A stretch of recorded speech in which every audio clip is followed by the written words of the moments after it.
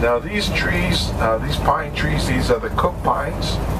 Okay, they were introduced to the islands from New Caledonia, and we call it the Cook Pines because it reminded us the old tall-masted whaling ships of Captain Cook.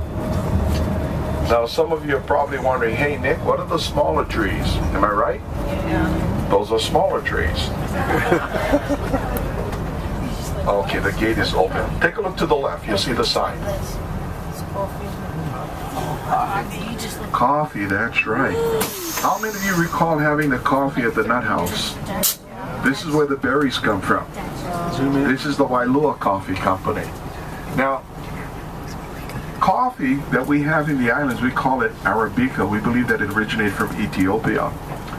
And it wasn't introduced to the New World as far as an item of consumption till the 16th century. But as a planting item, it wasn't introduced to Hawaii till 1926.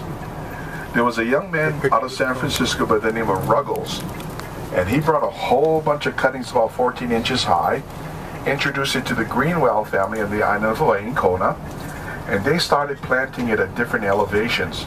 Trial and error, and they learned that the best elevation was between 800 and 1,500 feet above sea level. It takes approximately 52 to 54 months before the plant reaches the point of maturity, so it starts to offer berries. Now when you pick the berry off the coffee tree, if there's one pit or seed on the inside, this is what they call pea berry coffee, because the entire strength and flavor is in that one pit or seed.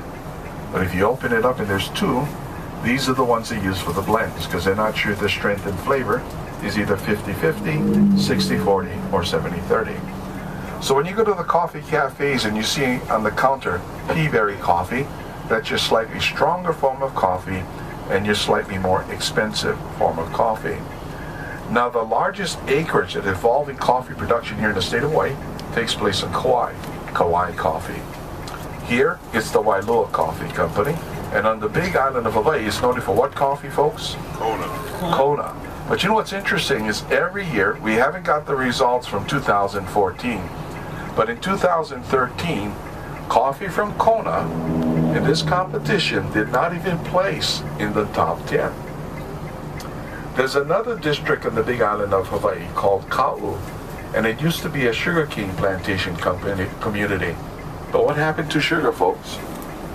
Down the tubes. So they had to find an alternative, and guess what that was? Coffee. And coffee from Ka'u took 3 spots in the top 10.